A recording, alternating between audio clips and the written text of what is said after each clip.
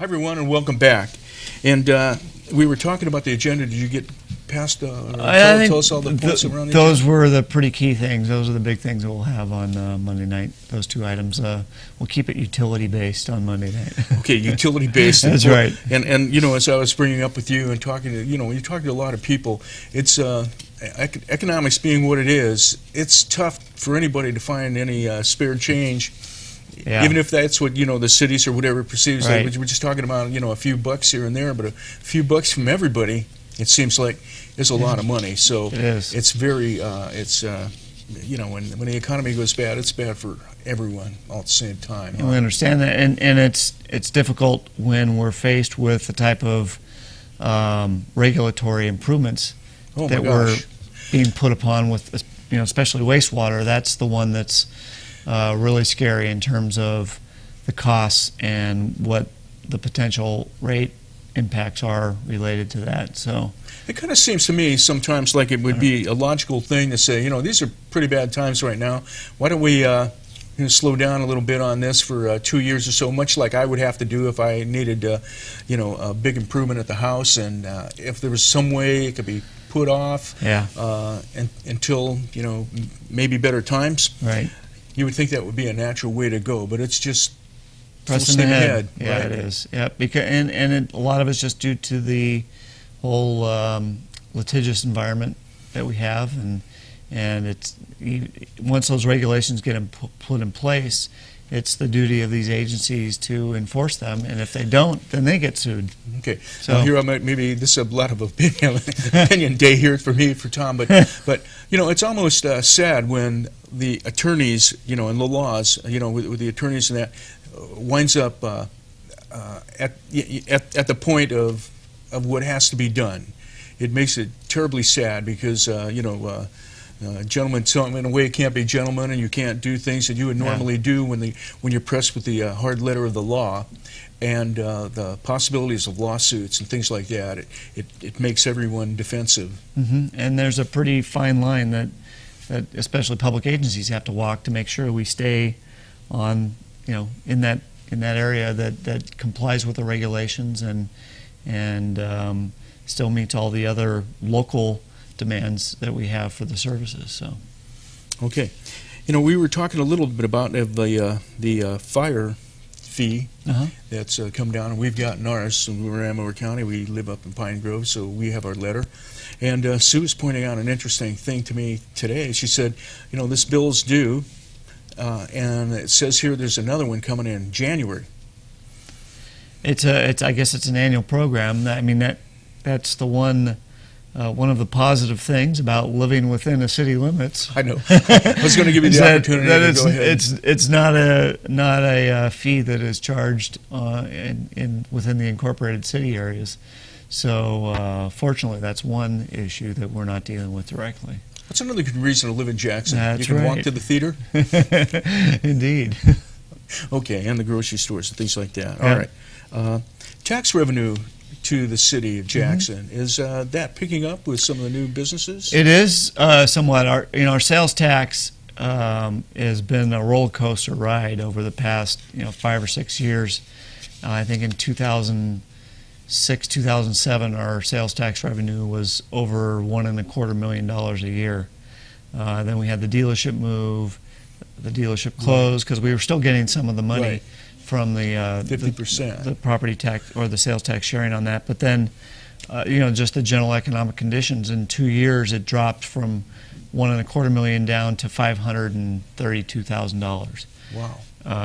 And $800,000 of revenue at a local level in a smaller budget like ours was pretty catastrophic.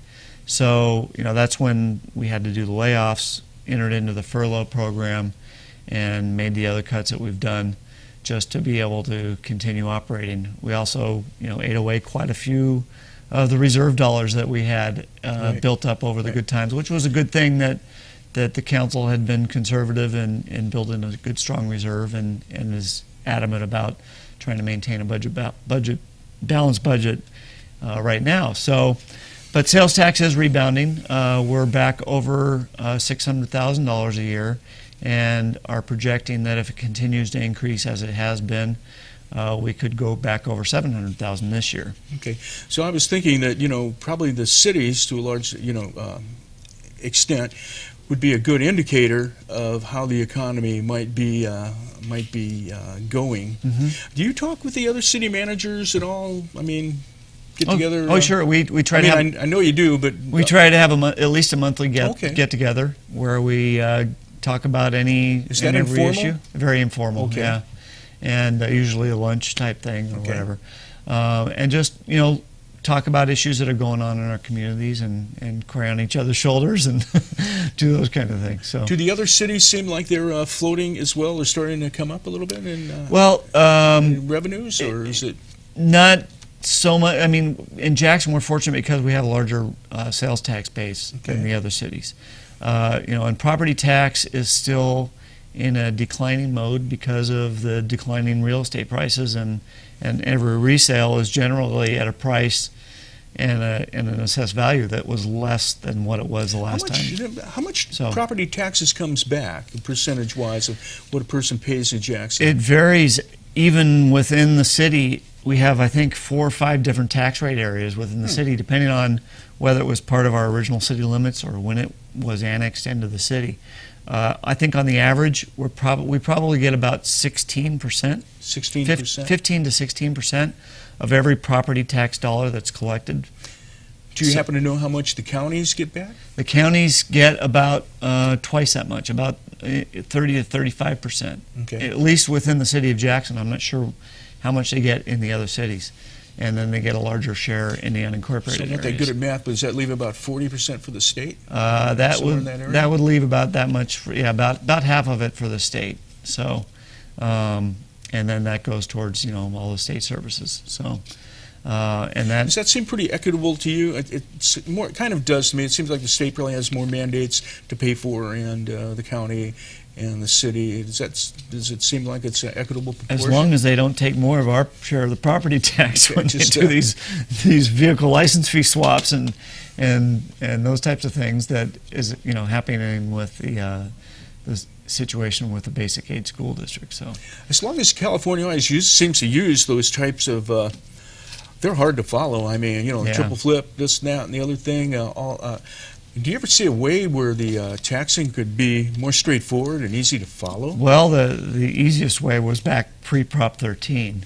You know, when the cities and counties controlled their own property tax rates, but obviously that's never going to happen again. Politically, I just don't feel that could ever change. So in terms of, you know, there's been talk about legislation that would make sales tax per capita instead of point of sale to try to discourage people from luring, you know, sales tax. I guess I was kind of heavy meaning, you know, to get monies businesses, from but- like the state license fees would seem to somehow they'd probably be tied up into cars or something, but then that go to pay for the schools. And it all gets you know- shifted around depending on the economic pressures on the legislature. You know, originally the vehicle license fee was considered a local property tax itself, not on land, but just on an asset. Most of another us have asset, been so. around for the beginning of Prop 13 probably don't quite know all of the mechanisms. However, Yeah. I think we do kind of realize that whatever almost you didn't pay, you wound up paying because they wound up calling it a fee instead. Yeah, and that's been another, you know, with Prop 218 and Prop 26, there's a lot of still trying to make those determinations as to what is a fee and what's a tax and what should be subject to a protest vote, what should be subject to a ballot vote. You know, it's always changing and subject to interpretation. That 218, what do you think about that? In a way, it seems like, you know, to me, it's a really good deal, but it seems like a double-edged sword, too, that you could, you know, vote to just ruin yourself. It is set up that way. You know, it's set up, I think the intent was to keep public agencies responsible and not to gouge people for whatever services that they might be providing. That's the good part. But that's the good part. The bad part is when the city gets told by the state that we have to make wastewater improvements and we need money to do that, we go off our rate increase and say that got turned down. Well, then what? Do we have to start using our general fund money to pay for utilities that takes money away from public safety. Is that where the mandate state would take mandates, it? or it would be, you know, that's really the only other source of revenue that the city has that isn't restricted for another purpose. So, you know, there's a lot of discussion right now related to garbage rates and whether or not they're subject to Prop 218. Well, if there's a successful Prop 218 protest, if it's applicable, then where would the money come from to provide the rate increase that is in the agreement between the city and ACES Waste Services to them to provide that rate increase? Does that seem like it might be a special animal as opposed to the water agency? It is. Or can there be an argument made for that? The problem with Prop 218 is it was written with very general language. Okay. So a lot of what's been done so far in terms of determining whether or not it's applicable has been done in the court system. And you know, there are a lot of people that don't think that garbage rates, particularly when it's a voluntary service, should be subject to that. So that's something that is currently one of the discussion topics that we have. Mike, it's been really great talking with you. All right, Tom. You've given us a wealth of information, I think, and I think it was a good conversation. And we're certainly going to have you back. And thanks for watching News in Depth for today. I'm Tom Slivick, and we'll see you again on TSPN's News. You're watching Amador County's #1 news and sports leader, TSPN.